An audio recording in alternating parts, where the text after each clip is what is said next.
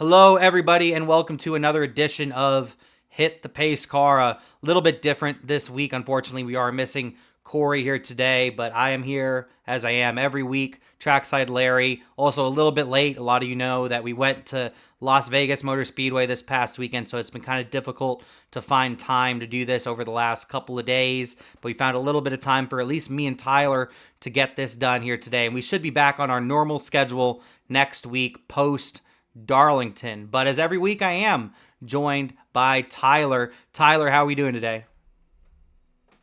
Doing great, man. Finally getting back into schedule after that back-to-back NASCAR weekend. It's been a crazy couple weeks, but finally getting settled back in.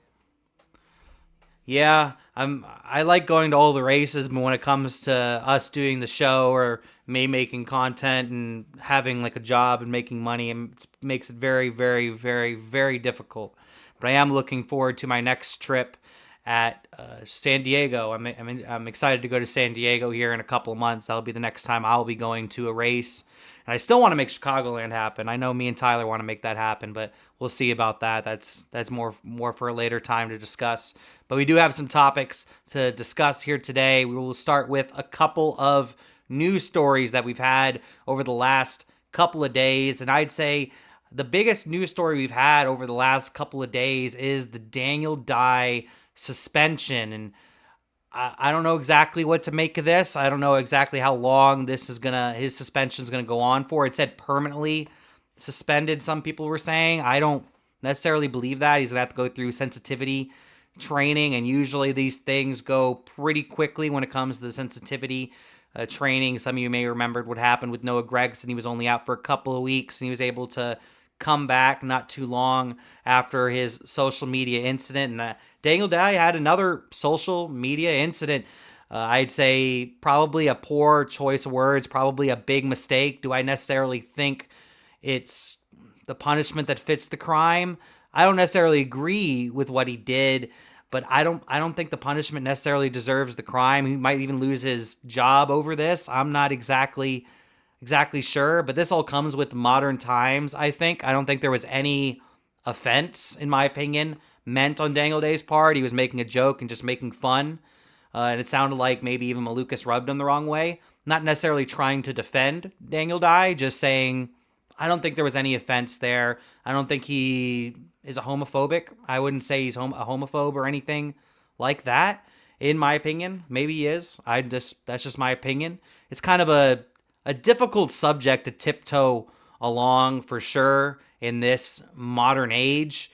But I'm hoping to see Daniel Dye back on the racetrack here soon, because I think for the most part he stays out of trouble. I wouldn't say he's a great driver by any means. And I see a lot of people online saying, well, good thing he was like Daniel Dye because he's not a good driver anyway and stuff like that.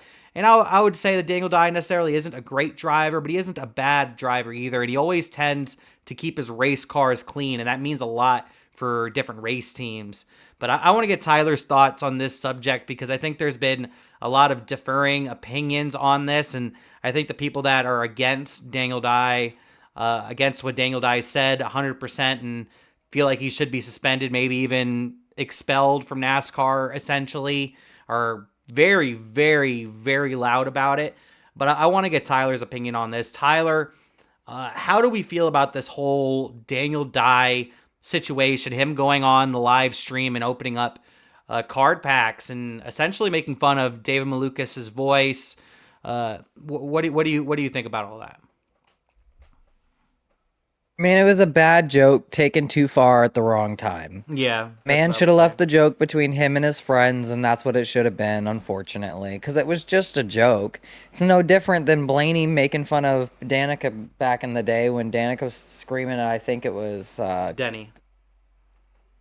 Denny, yeah, that's right, Denny. So I mean, like, there's not much of a difference between all of that. Like, you're just poking fun at somebody on the racetrack. That's a competitor that you've raced with that you didn't get along with. Like, we've all done that with people that we know, let alone people that we've raced against. So it doesn't really matter at the end of the day how you really feel about each other. It was a joke, and that's where it should be left. I can understand where NASCAR is trying to cover their ass, though. I mean, last thing they need is more people having stupid opinions about everything in the sport being a stupid hillbilly or everything, anything else.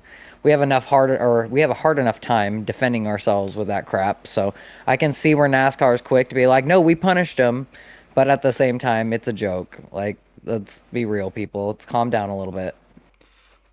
Yeah, I would agree with both of your parts on that. I do agree that it was a joke, but I also do agree that it did go too far.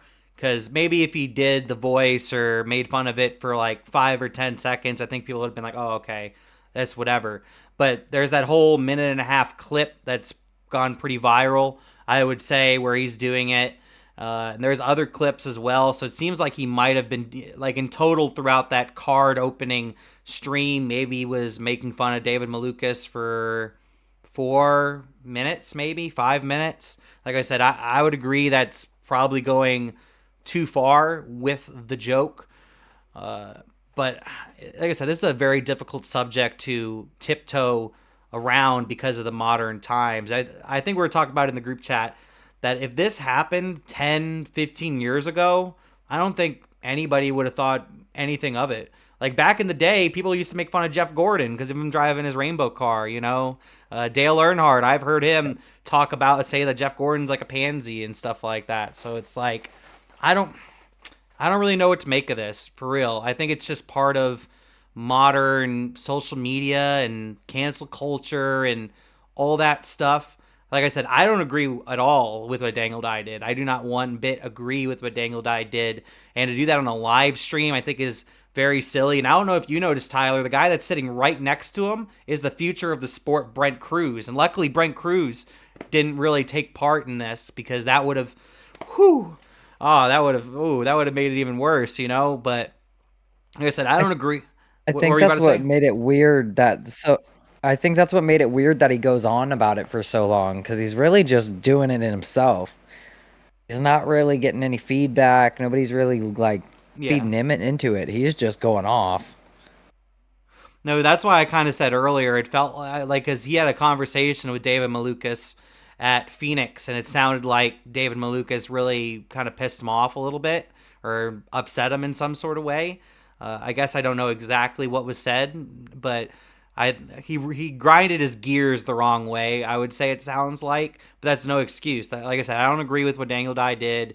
There's no excuse for what he did.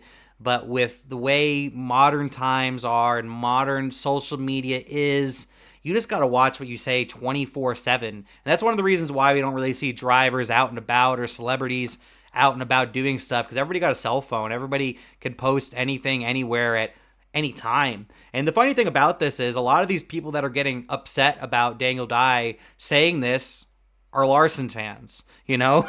So it's just the way our culture is right now. So you just got to watch whatever you say at all times, and it's a big lesson to be learned by Daniel Dye. I feel like as Matt Collig and Chris Rice. I don't necessarily agree with a lot of the things that they do over there at Collig Racing. I do like a lot of the things they also do over there at Collig Racing. But one thing I will say about them, they just seem overall like very chill, almost like if you're part of their team, like your family, kind of almost like a Richard Childress sort of feeling. Like I don't agree with everything Richard Childress does or says, but I feel like if you're part of his team, you're like family. And I think that's kind of how it is over there at Collig Racing as well. So I think he will get back into the truck as long as he finishes up his sensitivity program. Because yeah, like I said, I don't agree with what he said. I don't think it was a. I don't. I think it was very idiotic what he did, and I could understand NASCAR covering their ass. I could also understand everybody coming at Daniel Dye, this and that. I could understand all of that. I'm just saying you're just a product of the time that you live in, and that's what's going on right now with Daniel Dye. And we'll see if he's able to get through this. Like I said, he's not necessarily one of the greatest drivers. I wouldn't say he's a bad driver, but he really takes care of his equipment. And I think that really means a lot to a team owner. And he also has sponsorship already with him as well. So we'll have to see what the future holds for Daniel Dye over there at Collig Racing. But let me know your thoughts in the comments. How do you feel about this situation? I think me and Tyler feel very similar about the situation.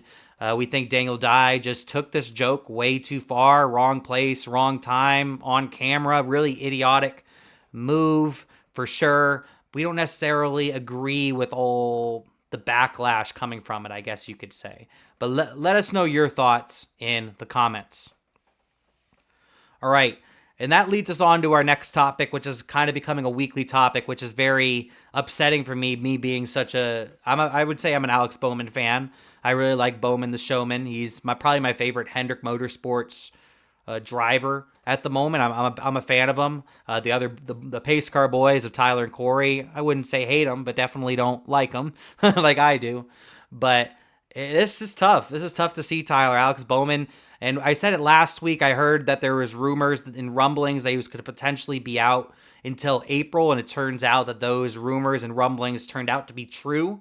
That he is going to be out till April. He's going to be out for the next 3 weeks, and it looks like Justin Allgaier is going to replace him this weekend it looks like over the next 3 weeks as well. It's just, I mean, I like Allgaier getting his opportunity. He honestly didn't impress me at all at Vegas. Had some decent speed sometimes, but honestly didn't really impress me at all at Vegas. I'd kind of like to see Raja Caruth maybe get a start in that car or something like that.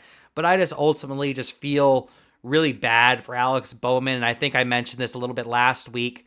Alex Bowman got his start. Well, he didn't get a start in the Cup Series. He was racing in the Cup Series, but he was racing for like BK Racing and just pretty much no-name race teams until Dale Earnhardt Jr. had his head injuries and he had to sit out for a long period of time. And then I think they got Jeff Gordon in there to race a race or two in that number 88. And then they got Alex Bowman. And Alex Bowman really impressed. So when Dale Jr. retired, Alex Bowman got Dale Jr.'s ride. And I'm very worried that because Alex Bowman's gotten multiple concussions in his career. He's definitely somebody that's had multiple concussions. He's had to sit out races before, and for him being out this long period of time, he's going to end up being out for at least 5 races.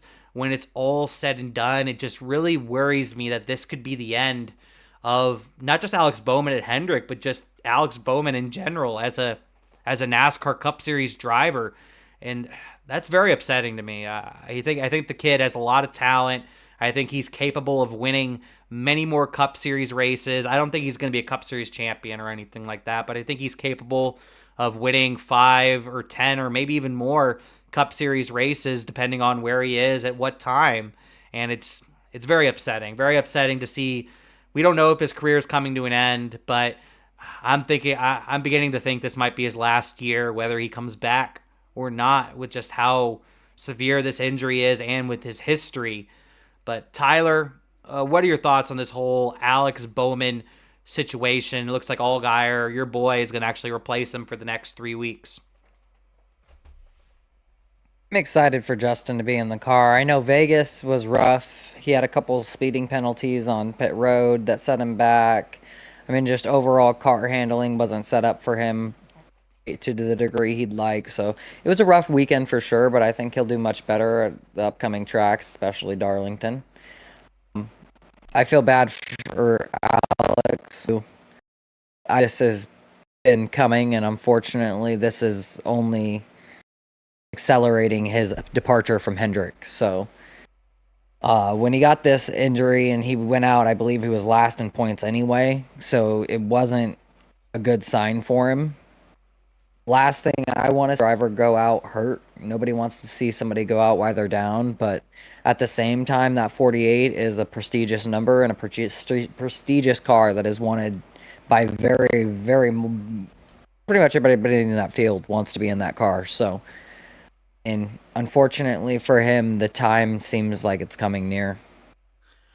My early prediction, if Bowman ends up leaving the 48 car this year, I think they switch it back to the 25. That's an early prediction for me. I think they bring the Hendrick 25 back next season because I don't think Bowman's coming back whether he retires or not. I think this is probably the end of Alex Bowman because you have to keep in mind he is in a contract year, and by the time he ends up getting back in the car, it's really when silly season starts up, really, because NASCAR silly season, like last year's NASCAR silly season isn't a good example. Last year's NASCAR silly season was extremely weird. A lot of deals made in like the off season and stuff like that.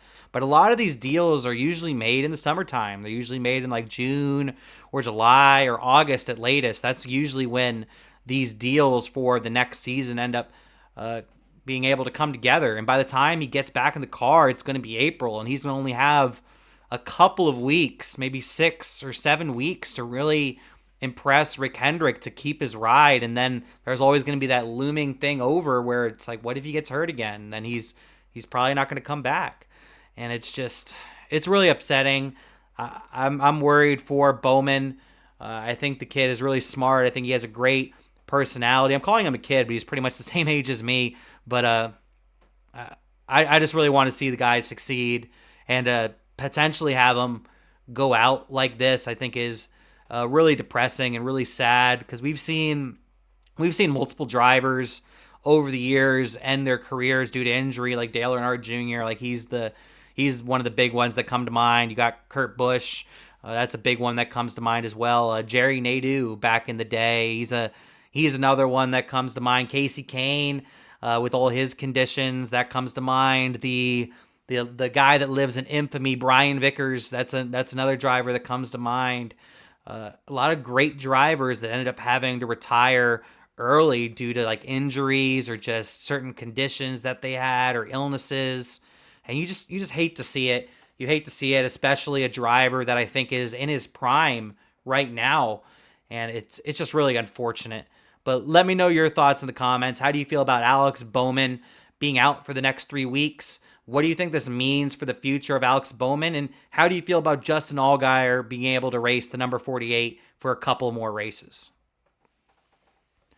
All right, now that we got through the news stories, it is time to go through the weekend rundown. Post Las Vegas Motor Speedway, we had the NASCAR Cup Series and the O'Reilly Auto Parts Series in Las Vegas this past weekend. We also did have high limit racing there this weekend. Me and Cory attended that. It was a blast. I recommend anybody going to high limit racing if you want to meet, like, for example, if you want to meet Kyle Larson and he's in the field, your best opportunity to meet Kyle Larson is at the end of one of those events, because he's just hanging out. He walked up to me and Cory just like, hey, what's up, guys? Want to take a picture? Want me to sign some autographs? He just really nice guy, really cool guy. So anybody, and if you just love dirt racing, like they're going to be at Central Arizona this weekend. So watch that on Flow Racing, or me, I'm probably going to end up going on Saturday night or Friday night to Central Arizona and watch some racing. Brad Sweet's going to be in the field this week, and my boy, of course, Rico Abreu, competing for the championship. But let's get to the NASCAR stuff. The O'Reilly Auto Parts Series, I want to talk about first here, Tyler. I want to talk about Sheldon Creed versus Taylor Gray.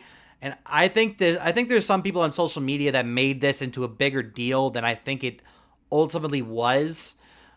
It looked like to me, by watching on TV, Taylor Gray had been holding up Sheldon Creed, had been throwing some blocks on Sheldon Creed. And if you listen to Sheldon Creed's radio at the moment it happened, it seems like that was kind of Creed's mindset right then and there. He wasn't necessarily trying to wreck him, but trying to maybe knock him up a little bit, because you can watch the replay. He barely touches him.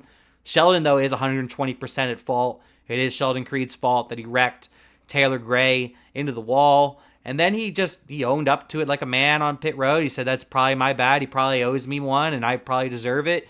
And I honestly didn't really hear too much about Taylor Gray talking about it, really. I heard him when he exited the infield care center, and he seemed a little upset. But I've seen Taylor Gray more upset for sure, especially those couple of times at Martinsville when he should have won. So ultimately, I think this rivalry is already dead.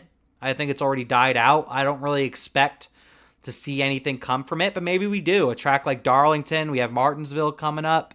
Maybe we can see some sort of payback from Taylor Gray.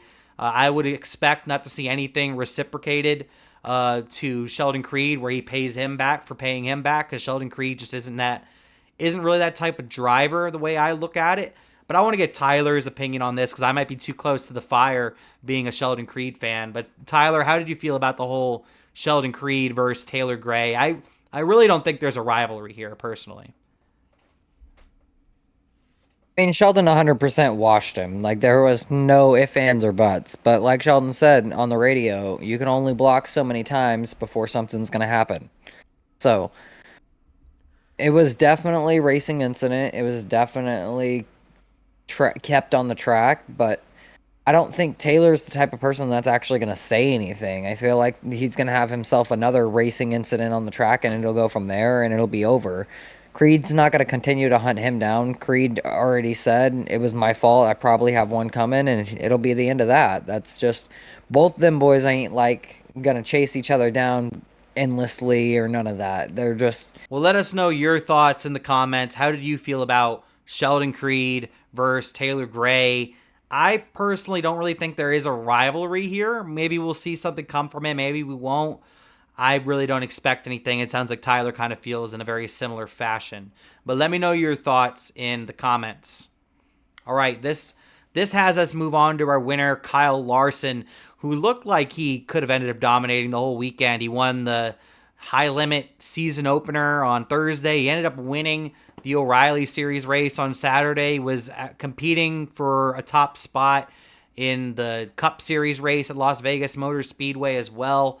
Was just great all weekend in general, but ended up, in my opinion, somewhat. I think he had a top 5 car, top 3 car, but ended up taking the lead on a late restart with around 50 laps to go and just didn't look back in that number 88 for Hendrick Motorsports. He'll end up driving that number 88 once again this week, replacing, because Alex Bowman was supposed to race at Darlington, and now they'll have Kyle Larson out there in the field this week in the O'Reilly Auto Parts Series. But Larson was able to get the victory. I personally thought that Sam Mayer was the best car by leaps and bounds, I would say, in the field. Had some issues, had to go to the garage, ended up coming back out, and ended up just drive. He was like, what?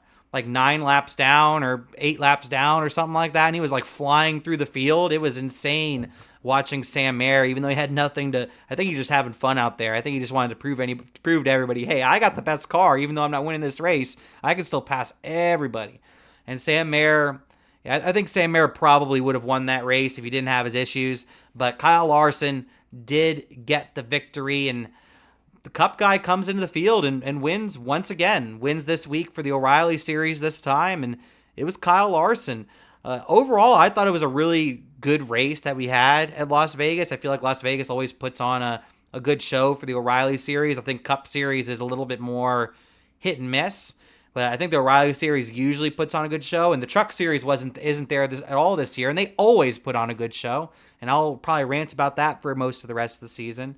But Tyler, how did you feel about the O'Reilly Series race, and then Kyle Larson able to get a victory, leading pretty much the last 50 laps? I mean, it was a great race until the end there. I'm not the biggest fan of watching Kyle just dominate on everybody else, so that kind of ruined it. But up until the end, man, it was a great race. Cars were coming and going. You had a lot of passing. Like you said, Sam was just flying past people on the field just to make a point. That was crazy to watch. I mean, Justin had a pretty solid day. Overall, it was a great race. I also have to give a shout out to Coryyy, because once again, Coryyy gets a great finish, and I Oh, think yeah, Corey Day as well. Coryyy had one of the best cars in the field. I'd say he had probably a top 3, top 4 car. Those top 4 cars, I would say, were the 2 Hendrick cars of Coryyy and Kyle Larson, and then the 2 Haas factory team cars of Sheldon Creed and Sam Mayer. I felt like those were the 4 best cars all day long, and Coryyy, he's impressing me, man. He's honestly I'm beginning to warm up to Coryyy. I'm really beginning to see his true potential, his true skill, because he looked very strong at Las Vegas. He looked very strong. He's looked great. He's honestly, speed wise, he's looked amazing every single race this year. Speed wise, it's just he's caused some incidents earlier on in the season, but the last 2 weeks he's kept his nose clean, and he just needs to continue to do that. And I think his win's right around the corner, Tyler. I don't know. I kind of putting you on the spot here, but how do we feel about Coryyy so far this season? And I personally think that first win is right around the corner. I don't know if you have similar thoughts on that or not. And Corey learns a lot like Larson, right? So that's why Larson loves him. So, I mean, if you follow the Larson trek of That man was just a bowling ball on the track for the first couple of years he was out there, hitting everything he could find, including the wall. So, I mean, it makes sense that Corey's doing the same thing. That's how they find the limit, right? I think you're probably spot on. He's right around the corner. If he can find that limit, the limit of that car, like Larson said when he got out of the car, I think half the race he was following Cory and was just mind blown because Cory just had that thing sideways coming around the corners. So Skewed, yeah. if Cory can find the limit to that car, he absolutely has a win coming to him. Yeah, it's making a lot of sense and why Rick Hendrick, HendrickCars.com, Kyle Larson, and everybody's really putting a lot behind him. And also just to shout out the high limit race one more time, Coryyy was driving down Kyle Larson at that high limit race, and they had a pretty much a photo finish. It was like one of the best finishes I've ever seen in a dirt race. It was pretty freaking awesome, and it was Coryyy and Kyle Larson. So these two are gonna be teammates probably here in a couple years, maybe even next year. I think I talked about it last week, and I think I talked about it also the week before. I think that 48 car next year is either going to be Coryy's or Raja Caruth. Unless they both shit the bed this year, then maybe Bowman gets another year. Maybe they bring back Kyle Busch. I highly doubt that, but maybe they bring back some sort of driver to drive that car next year. Who knows? Who knows? But right now, Coryyy is impressing the living shit out of me. He is driving his ass off every week. And I think he's going to win. I predict he's going to win a race before the summer. I think he's going to win a race before we get to the summer. Within the next maybe 3 or 4 weeks, I think he's going to win a race. He's doing way too well. He's way too fast. Just too much raw speed. He just really needs to figure out the car, and he needs to figure out how to race around other people. And I think he's beginning to figure it out, but he needs to continue to figure out how to not go 120% 100% of the time. He needs to figure out when's a good time to go to 120%, when's a good time to just go like 80% or 90%. That's something he really needs to work on, is that racing IQ in a stock car. But let me know your thoughts in the comments. How do you feel about Kyle Larson getting the victory at Las Vegas in the O'Reilly Auto Parts Series? And also, how do you feel about Coryyy and how he's done so far this season? I think we've all shat on Coryyy so far this season, but the kid's figuring it out. He's figured it out really quickly, and he's somebody we're going to have to watch out for. Okay, now let's move on to the NASCAR Cup Series at Vegas. We had the Pennzoil 400 this weekend, the Penske sponsor, and it makes sense because Penske have been so dominant at Las Vegas. I feel like Brad Keselowski had a good run at Las Vegas. Logano's won a bunch of times there as well. He's tied with Jimmy Johnson as the all-time win leader. Blaney hasn't won a race there, but he's been pretty close. Hendrick's done pretty well. And Josh Berry, I know it's not a Penske car technically, it's a Wood Brothers car, but it's powered by Team Penske. He won the race. He won the spring race last year. So I think we all expected Penske to perform, and honestly, they were awful. Penske were completely awful in Las Vegas Motor Speedway. I didn't quite understand it. They all looked pretty bad. Even Blaney didn't look great. I think Blaney eventually kind of figured it out and got some more speed by the end of the race. But Logano is the one that really surprised me. Logano was running like 25th all race long. Just really disappointing day from Penske. And then you had Hendrick and Toyota just balling. I thought it was going to be old Toyota, but once we got to the race, Hendrick had some speed. Larson had good pace. Byron had great pace. Allgaier, I think, had decent speed at times, but you can tell he was definitely struggling with the race car. And then Chase Elliott. Chase Elliott came on late and almost stole the win at the end of this thing. And then the Toyotas were just all the Toyotas, other than even the legacy cars weren't too bad. All the Toyotas were great, I would say, other than Riley Herbst, and that might be for different reasons. But Tyler, how did we feel about Penske just really shitting the bed, and then how did we feel about this Hendrick versus Toyota battle that we had throughout the day? This Penske situation's getting interesting fast, if you ask me. It's almost like nobody notified them that they actually have to win races this year if they want to get a championship and actually have to do well in points. Because I feel like Blaney's the only thing that has anything to offer anybody right now, and I feel like you could probably put him in any car in the field and he put himself in first eventually at some point. So Blaney's kind of his own monster on that, but everybody else ain't showing shit right now, and it's kind of interesting to watch if you ask me. Um, this Hendrick and Toyota battle, though, that was one hell of a battle. Watching it from victory lane, I was cheering there at the end. I thought for sure, listening to the headphones, that Chase was going to make it, man. He was catching up so fast. In those last I couple, thought yeah. for sure he was going to take him, but he just didn't have enough at the end. I love to see Hamlin getting the win again, so that was nice. Yeah, we will talk more about Hamlin in a second, but I did listen to Actions Detrimental, Denny Hamlin's podcast this week, and it sounded like he was kind of just going 95% up until that final lap, and I think his final lap was faster than Chase Elliott's final lap. At least that's what he said on his podcast. So he was definitely holding back a little bit, but he might have been holding back a little bit too much because then Chase Elliott just kicked it into like what, sixth or seventh gear right there at the end. He was flying. He was flying in those last like 5 or 6 laps. I thought there was a chance Elliott was going to get him too. I thought we might have had a photo finish on our hands, but still a very exciting finish. But yeah, Penske has just been a struggle bus, and I've remembered this over the last probably 3 or 4 seasons at this point, that Logano starts off the season pretty bad. He eventually gets a couple of wins and picks it up. Cindric just kind of putzing around middle of the pack, picks it up around the summertime.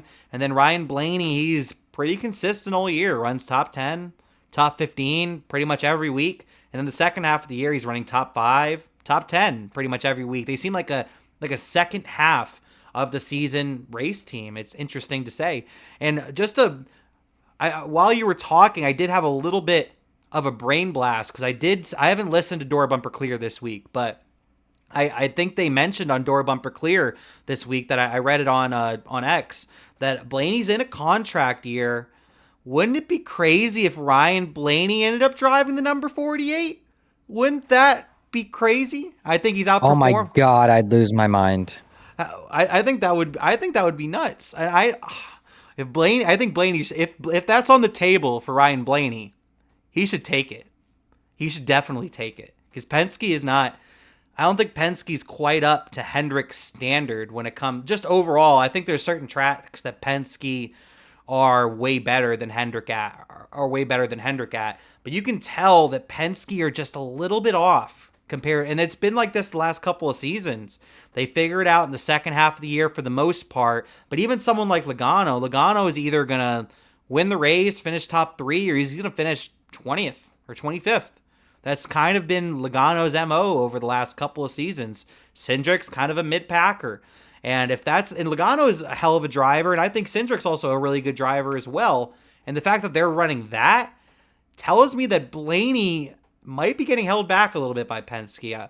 I want to get your. I know this is also kind of on the spot, Tyler, but I kind of had a brain blast when you were talking about that. I think that would be very interesting to see Ryan Blaney potentially go to Penske. Not go to Penske, go to the 48 car with Hendrick. How do you think about that? I think that would be a baller move. Man, if Blaney went to the 48, that would be absolutely sick. I don't think you could have a better Hendrick team at that point. I think Hendrick would truly be unbeatable with those 4 cars. Yeah, I think that would be it would remind me a lot of when Joe Gibbs Racing had that sort of dream team situation. They had Carl Edwards, they had Matt Kenseth, Denny Hamlin, and Kyle Busch. That would remind me a lot of that situation. And it's nothing against Bowman, but I think Blaney is just one. I think Blaney's one of the most consistent and most talented drivers in the sport. He's a great driver. And I think that'd be a hell of a move. But let us know your thoughts in the comments. How do you feel about Toyota and Hendrick's speed at Las Vegas? And more importantly, how do you feel about Penske just really being on the struggle bus at Las Vegas Motor Speedway? And how do you also feel about mine and Tyler's take of potentially Ryan Blaney making the move to Hendrick Motorsports next year? Alex Bowman's in a contract year. Ryan Blaney's in a contract year. Neither contract has been signed yet. It would be a hell of a move. Maybe kind of similar. The last big move like that, I would say, would probably be Dale Jr. to Hendrick Motorsports. I'd say that would be the most comparable deal, I would say. But let me know your thoughts in the comments. All right, let's get to Ross v. Suarez on this. Ross Chastain and Daniel Suarez had some incidents at Las Vegas Motor Speedway this past weekend. I've heard all the comments from both sides. I also listened to Daniel Suarez's vlog this week, which really wasn't a vlog. It was more of just him explaining how he felt about the whole him versus Ross Chastain situation. And the way I look at it now that I've heard all the comments and I've watched all the videos, I think it was just really an overreaction on probably both sides to a certain degree. I would definitely lean personally, and I think Tyler might have a different take. I would definitely lean that Ross may have had a little bit bigger of an overreaction. So pretty much if you didn't see it in the late laps, Daniel Suarez kind of squeezed Ross Chastain a little bit off the corner, but I didn't think it was anything too different than what we see almost every lap on a speedway. He didn't put him in the wall. He didn't door him. He didn't do anything like that. And then on the back straightaway on the cool down lap, Chastain decided to come up and door him. And what Suarez is saying, and I don't know if I necessarily believe this or not, that Chastain was giving him the middle finger after he doored him, and right before Chastain doored him, he was trying to wave out the window to apologize for kind of squeezing him up there. I don't know if I necessarily believe that part. I don't know. I'm just going by what Suarez said, what Chastain has said. And then when they got down on pit road, there was definitely some words exchanged, and I do think one of those words or sentences were exchanged. And I've seen all the lip readers say it, and I kind of agree. It looks like that Ross Chastain says on pit road that they fired you, or they fired you to Daniel Suarez. Their PR person gets in the middle of them. Obviously, the PR person probably knows Daniel as well, with Daniel being a Trackhouse for so many years. So overall, the way I feel about the whole situation, I think there was an overreaction on both people's parts. I think Suarez's reaction to the words maybe wasn't the greatest. I did also hear his SiriusXM interview, and I'm all for everything that he said in that interview, pretty much saying, oh, I would be. He didn't say these exact words, but he pretty much said I would beat Ross's ass and stuff like that. And I'm all for that because I think it's exciting, but at the same time, maybe not necessarily the best image to put out there, I would say. And I also wasn't a big fan of Ross after the race, because a lot of reporters were trying to ask him questions about that, and he was like, not a chance. And I didn't like that. At least give some sort of opinion. Don't just say like not a chance or whatever. I wasn't a big fan of that. Honestly, I don't think either side really comes out looking too pretty because of this. And then also the discussion has been also, should the drivers fight at the end of these races? Should they be allowed to fight? And I think they should have hockey rules. I really do think that they should be allowed to fight, because I heard from both sides. It sounded like both sides wanted to fight in that moment. It sounded like Chastain wanted to throw punches. It sounded like Suarez wanted to throw punches. But it also sounds like the first thing that came to mind was them getting fined. And then Stenhouse, I think one of them said that they're going to get fined $50,000. And then Stenhouse commented on X, actually, it's $75,000. So I want them to be able to fight. I want them to be able to express themselves in the way that they can. Have them pull on the front straightaway and fight in front of the fans or something, or pull up in the grass, actually. Pull up in the grass and have them fight in the grass. That way, if you fall on grass, not on the pavement. I don't know. I want them to be able to fight. I don't think either side came out too pretty after this. But Tyler, what were your thoughts on the whole Chastain-Suarez situation? Personally, I was yelling from victory lane for Ross to punch him. So that was my opinion of it at the time. I didn't know anything that happened, nor did I care. I just wanted to see a fight. So that's kind of where I stand on that. I personally love to see a fight at the end of a race. So if we can have that legal, that would be everything to me. I think sometimes people just need to brawl it out a little bit. I don't think those two boys have ever really liked each other. I think this is really going to break open that shell. And then, unfortunately, it's not going to be pretty, because obviously Ross has some nasty things he really wants to say about Daniel. And that's the whole reason why he didn't talk to the reporters, because at that point, he's already been told by his PR person, you better shut up now, because I swear to God. So, yeah, he was warned on a first-hand level by her. So, and you got to know that she knows exactly how much they don't like each other, because she sees the actual interactions on the back end. So, she was quick to be like, no, let's not go there because she knows exactly repercussions of it all, unfortunately, of the nastier side of it all, right? Us NASCAR fans are going to enjoy it. Anybody else that doesn't enjoy NASCAR may not understand it, but every other NASCAR fan is gonna enjoy a fist fight on that front stretch. I promise that every single time. And honestly, I just think it would also be great promotion for the sport. I think it would. I want the fighting. If both obviously both parties need to agree. We can't have one person just wanting to punch somebody and the other one not wanting to get punched. I think both sides Yep. need to agree upon it.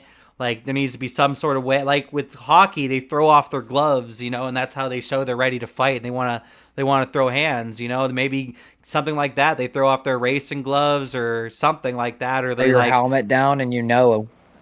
spike your helmet down, something. I personally think they should be allowed to fight. Obviously, I think security and everybody should be there in case if it gets out of hand or if it goes on for too long. Like, don't have these motherfuckers just if they're both keep on standing and they're just throwing haymakers at each other. Eventually, separate them.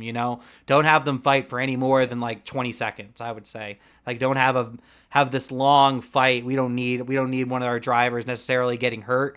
And I think the main reason it doesn't happen is I think there's three main reasons. I think it's the fines. I don't think any drivers want to get fined.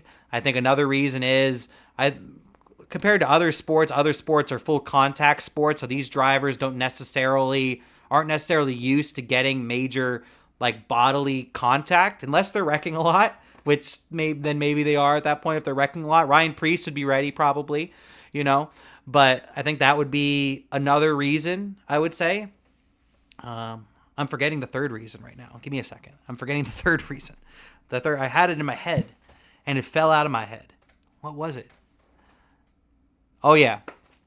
And then the third reason I would say would be the sponsors. Some sponsors are going to be okay with it. Some aren't. Some are probably going to be like, oh, that probably did great stuff for our brand. And some sponsors it's not. Like McDonald's, for example. If McDonald's was on one of these cars, there's not gonna be no fist fights happening. It's just not gonna happen. I don't know how Eminem stuck with Kyle Busch all those years. I don't know how they pulled that off. But it just really depends. I think it really The little depends on red angry one. yeah, the little red angry, exactly. The little red angry one was Kyle Busch. But I'm all for the fighting. I think both sides came out of this looking a little bit dirtier, not as good as they did last week. And I think this is a legitimate rivalry. We were talking about Creed versus Gray earlier. I think this rivalry might carry through the season. I feel like this is gonna be very much Chastain versus Hamlin sort of rivalry. That's kind of what I'm feeling here. And eventually I think it will lead to punches. I do eventually think it will lead to punches because there's going to be a certain point when they get angry enough at each other, they're not even going to think. They're just going to start throwing punches. Or all it takes is one of them. All it takes is one of them to start throwing punches, and then it's on. And I expect it at this point with these two because we've seen Chastain punch Gregson, and we've seen freaking Suarez take down Michael McDowell. Michael McDowell is a big guy. I'm very curious on who would win this. I would lean towards Suarez would win this fight just because McDowell's a big guy. But Chastain seems like he'd be scrappy. But I think either way, I think it'd be a good fight. But let me know your thoughts in the comments. How do you feel about fighting in NASCAR? How do you feel about Ross Chastain versus Daniel Suarez? I think this is a rivalry we might have for the rest of the year. All right, before we get to Darlington and our weekly picks, we do quickly got to talk about Dennis the Menace, Denny Hamlin getting win number 61, a very emotional victory. He had his mom, Mary Lou, in attendance. A very emotional moment on the front straightaway. We were there in person. I actually was able to meet Mary Lou very briefly. I just walked up to her and just said, this is a great day for your family. Y'all needed this. It's well deserved. I'm really happy for you guys. I'm happy that you're okay.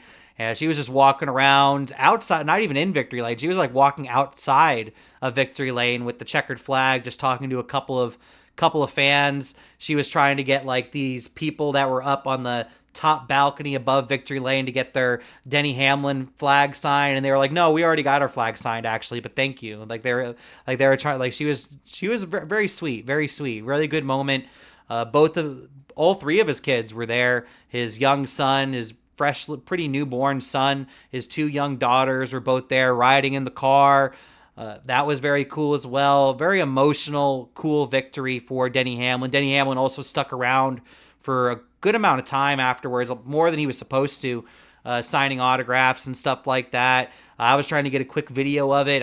Looks like I was gonna miss my video. He's about to walk into the media center, and me and like a couple more people behind me, maybe like 7 or 8 people behind me, were still kind of waiting for autographs or just to say what's up or get a video or something. Mary Lou's like, you get back there and you go sign those autographs. And Denny's like, all right, I got maybe like 2 more minutes. All right, guys, let's hurry. Like, so Denny came back out and signed a couple more autographs. I got my video with Denny, which was very cool. I've met Denny, I think 4 times at this point.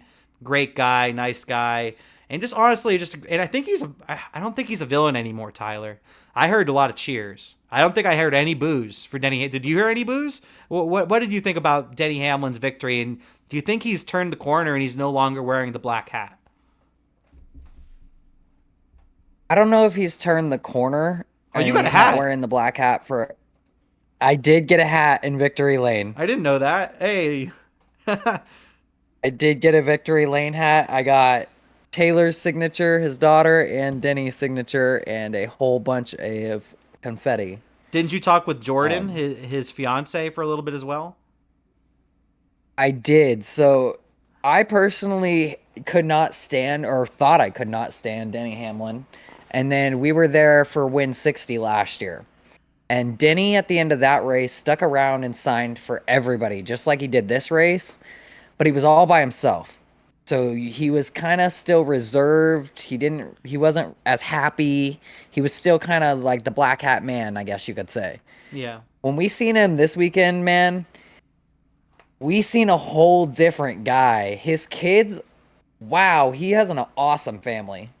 Wife, Jordan, awesome lady. Baby boy is absolutely adorable. Looks like a chunky little baby Hamlin for sure. Taylor, sweet, completely sweet. Molly is very, very sweet. Molly's first time ever being there for a win, and she did not know how to handle being in Victory Lane at first. So when Taylor people were was asking for mispopular. autographs and bringing Taylor, well, when people were She was asking for running around autographs, talking. Taylor would come running over. She loved it. She was talking to fans like we were just regular people. It was super cool. She was telling us about how she was making sure, man, Dad was going to sign for everybody, and that how I'm gonna that be here family till moment 11 meant o'clock. everything. Yep, I'll be here until 11 o'clock, and I don't have school tomorrow. So, yeah, no, his family was definitely awesome to interact with. They all interacted with us. Like you said, Mary Lou went down the line, and she showed us all the checkered flag and shook our hands and told us thank you for thinking about her and praying for her and all of that. So, I mean, Joe Gibbs walked down the line, gave us all Yeah. prayer cards, signed some autographs. I mean, so it was really a touching moment and a really personal moment for everybody that was there. And it definitely made me a Denny fan for life. I'm never going to boo that man again, ever again. After meeting him twice now, his family and everybody else involved, he's very respectable. Absolutely respectable. No, just know you just want to cheer for good people, and Denny Hamlin's good people. But he said it many times on his own podcast, and I feel that because I'm very competitive as well. He says I'm very competitive, and I'm going to talk shit. Like that's the Denny Hamlin way of doing things, you know. And I think that rubbed a lot of people wrong for many years. And I think, like I said, when he won that race, I don't think I heard a single boo. I think I heard all cheers. I don't think I heard anybody boo him. Because even when he won, because that 60th win last year was very important. I think a lot of people knew it was very important. So he definitely got a lot of cheers in that 60th win last year. But I think there was still a good mixture of boos in there. I would say it was like 25% boos, 75% cheers. Obviously, it wasn't 100% cheers this past weekend, but I didn't hear any boos. So I would say it was like No, 95%. and you didn't hear any hecklers in Victory Lane this year either. You heard a lot of hecklers last year that stuck around for a good amount for his 60th win. I mean, yelling random stuff at him, slurs, whatever you can think of. You definitely heard none of that at this race. Yeah, just everybody very happy for Denny, and I'm extremely happy for Denny. Just a great moment for him and his family. Molly able to see Denny win his first race. I heard that Molly actually apparently fell off the top of the car too, but got caught by one of the Very crew members. close. She didn't fall, Oh, she got but she got thank pushed God. up or something like that. She got pushed up. Yeah, he Okay. caught her. He caught her just in time. It was scary as hell. Yeah, because I have to look back at my videos because I took videos of when they're on the top of the car, so maybe I have video of that or not or something. So just didn't notice it at the time. So I'll have to look back at that. And then, like I said, I think Taylor was just mispopular. She just walked around trying to talk to anybody. She was just running. She was on top of the world. It seemed like Jordan was out there with the baby boy. That was awesome to see. And then Mary Lou, just probably one of the sweetest people I've ever met. Just really cool for sure. Just a great moment for Denny Hamlin and his family. Win number 61. We'll have to see how many more wins he gets in his career. I know he doesn't have much time left. Sounds like he wants to retire at the end of 2027. We'll have to see if that changes or not. But we'll see what the future holds for Denny Hamlin. But he does at the moment have 61 career wins, and he's won now in 20 seasons in his NASCAR Cup Series career.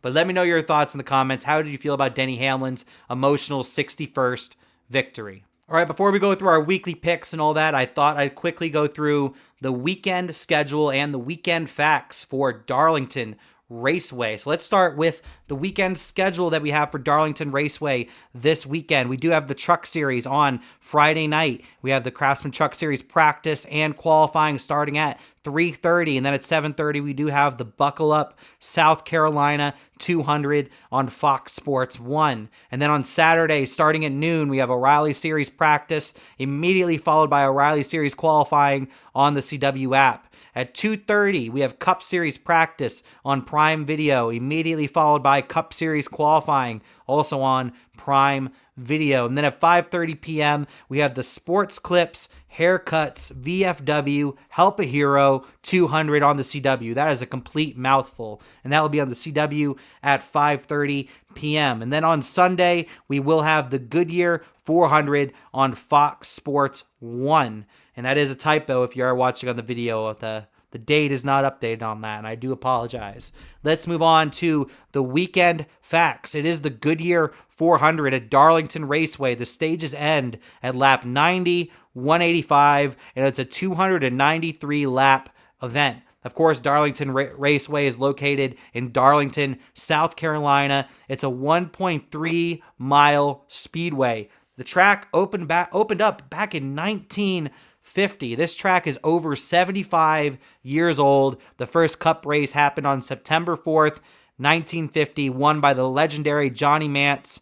And the active win leader would actually be Denny Hamlin with 5 wins. Last year's winner for the spring race, this event, was actually Denny Hamlin. And the fall event ended up going to Chase Briscoe. The notable entries that we have for this weekend: the Truck Series have been just doing really well of bringing in a lot of drivers into their field. I've noticed over this season so far. We have William Sawalich racing for Tricon along with Coryyyyy in the number 5. You have Connor Mozak racing for Spire this week. We have AJ Allmendinger replacing the suspended Daniel Dye in the number 10. And the number 25 in the all-star car, essentially, for Colleague Racing would be Cory LaJoie. And then we have Ross Chastain in the 45 and Christopher Bell in the 62. And then Carson Hocevar in the 77. And then the O'Reilly Series, we also have Ross Chastain for Junior Motorsports and Christopher Bell for Joe Gibbs Racing, as they are both pulling triple duty.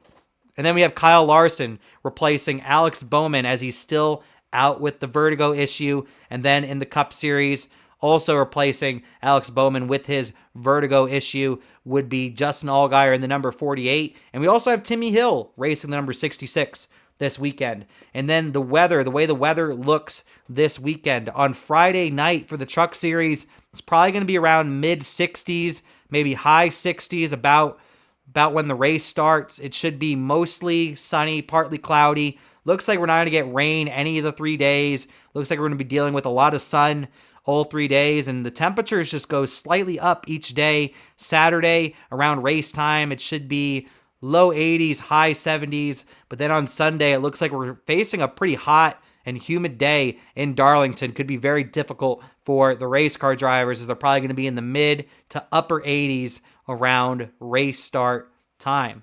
All right, now that we're done with the schedule and the facts for Darlington Raceway, this week's Goodyear 400, let's get to our thoughts about Darlington. But part of those Darlington thoughts, we got to think about, like, one thing we want to talk about is there's been a lot of chatter over the last couple of weeks, and now we're at Darlington week, that the tires could be completely insane this week. I've heard talks of potentially 4 seconds of fall off on a full tire run. That is completely nuts.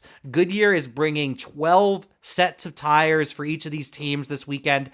I can definitely see if practice goes a certain way, that could be extended to 14 or 15. I think 12 is already more than what it would usually be on a normal weekend. But it is Darlington, and it sounds like we're going to have some torn up Goodyears, which in my opinion makes for some great racing, and it shows who's able to take care of their tires the best. And we may even see a couple of drivers that we wouldn't expect up there in the top 5, top 10, potentially competing for the win, slipping through the cracks. Tyler, how do you feel about how do you feel about these Goodyears being brought to Darlington? I think this could potentially be the best race weekend of the year. I mean, I'm definitely down for it. I always like when there's yeah. I always like when there's major tire fall off. It creates extreme drama with that racetrack. So you're probably spot on. We're probably about to see the best race of the year for sure. I hope it's as dramatic as they're saying it is. Yeah, I'm looking forward to it. A couple of drivers just to watch out for with the tire fall off would be Denny Hamlin. And Denny Hamlin's also the all-time win leader here. He's won here 5 times. So, well, out of active drivers, he's the all-time win leader with 5 wins. So I think he's a guy to watch. He's great at saving tires. Brad Keselowski, I would say, is usually really good at saving tires. I wish Martin Truex was around. I think Martin Truex would be a big contender for this. I would have to look at Christopher Bell, Kyle Larson. I might even have to look at Shane Van Gisbergen with how well he saves his tires, at potentially getting a decent run as well. So we can see some drivers really standing out this weekend with all the tire fall off. I wouldn't expect my boy Kyle Busch to be one of those guys. He's not the best at saving tires, but hopefully he can. That would be awesome. But let us know your thoughts in the comments. How do you feel about this? It's the Goodyear 400 too. The Goodyear 400 with the crazy Goodyears. It could be a hell of a weekend for Goodyear. But let me know your thoughts in the comments about the potential tire fall off we could see at Darlington.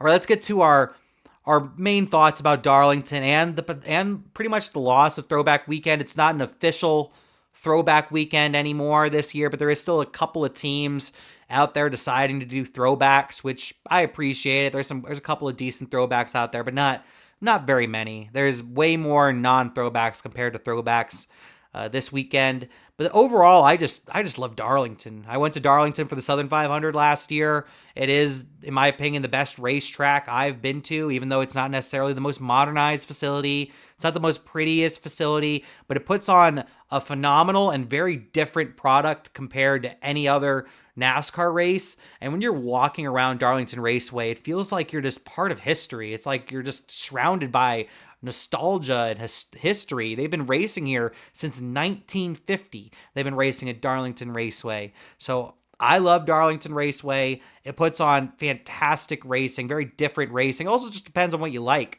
as well. I think this track usually produces some incidents. We see some wrecks. We see some people in the wall. We see some back and forth racing. We see some aggressive racing. We see a lot of rivalries ended up starting up at Darlington, mainly because there's just not a lot of room in the corners to race side by side. So you end up seeing a lot of contact, and sometimes you even see some mechanical failures at Darlington, which just because of how difficult this racetrack is. And one thing to also keep in mind, with all that tire fall off, we could see some of those fires that we've seen under the cars with just all the rubber buildup. So that's something to really keep an eye out for as well.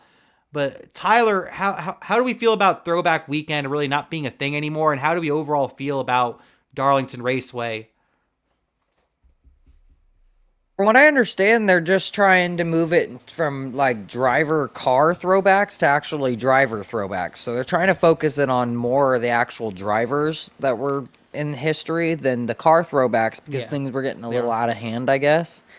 So hopefully we get a true understanding of whatever the hell that means, and then they can incorporate that into a couple more throwbacks. Because I know this weekend, I believe it's the 34s doing the throwback of the Coors Light Bill Elliott car, and that is one of my absolute favorite cars, and the throwback is absolutely beautiful. So with the teams being able to have a little bit more liberty in themselves doing it, not feeling so forced to do it, hopefully it can actually be done better and these teams care more to do it because it definitely felt a little bit more forced before and these teams didn't feel like they were doing it to the highest of their potential. So, I mean, they're hopefully with it being narrowed down to only a couple teams doing it, it's better throwbacks. It's disappointing for it not to be the entire field for sure, but when it's forced, people don't put as much effort into it. Yeah, I would agree, and I have heard that their focus. I guess we'll see when it actually happens and what they really mean by them trying to really focus Yeah, more on the whatever that drivers. means, because I'm not sure. Well, I know that Dave Marcus is going to be the grand marshal. It looks like for this weekend, so that's something. Dave Marcus, an older driver. I wouldn't say he's one of the most well-known drivers in history, but he's with big-time NASCAR fans. I think he's quite popular just because of the way he is. He just screams race car driver, screams blue collar, just the way he is. Big fan of Dave Marcus. I know that Mark Martin's going to be in attendance. He's going to be there this weekend. I assume there's going to be a lot of older. I Gonna would be expect. hanging out on the midway for a while, so Yeah, they're gonna. Yeah, there's gonna be a lot of older drivers. I would expect to see there this weekend. Who knows who else shows up? I would expect I would expect at this point. I would expect Carl Edwards to be one of those guys that shows up with all the interactions he's had with NASCAR over the last couple of years. So we'll have to see who ends up showing up for the throwback weekend. But I'm overall just looking forward to this weekend, the Goodyear 400. It should produce some great racing. There will be a couple of decent throwback schemes out there, and we'll have to see how they look out there on the racetrack. And my favorite's probably that Hocevar Wrangler scheme with the Chili's, because Chili's went all out for that. They I even forgot about that one. did you see that they also covered an actual old time Chevy for that? Do you see that?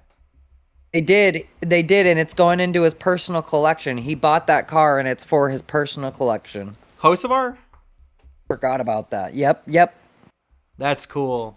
That's really cool. If you haven't seen it, go to the Aspire Motorsports social pages. They got an old time Chevy wrapped up like the number 77 Chili's Wrangler throwback scheme this weekend. That's a badass paint scheme, and I'm just excited to see how this Absolutely. weekend That's goes. Dale's.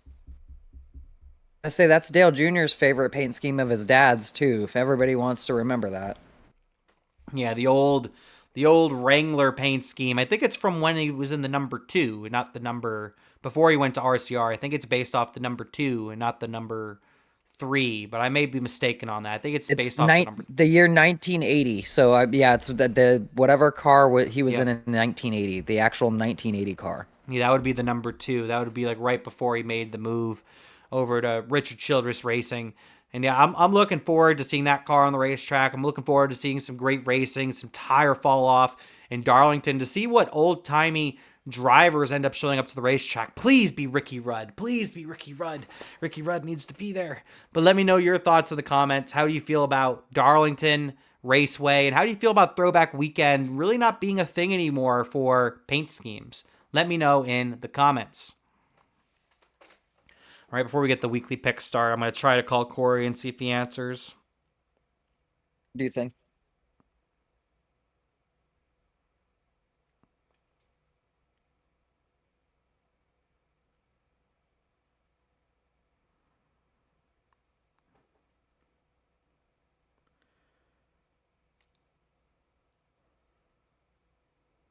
There he is.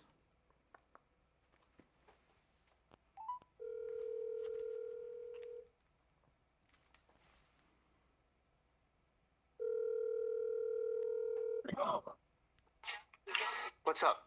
We're about to start the weekly pick, so I wanted you to be a part of this. All right, go ahead. I'm So- gonna be muted. I'm gonna mute myself for a second, but yeah, I got you. I'll hear you. Okay, I I'll just have you unmute on. myself when you ask me a question. All right, I just have you on speaker.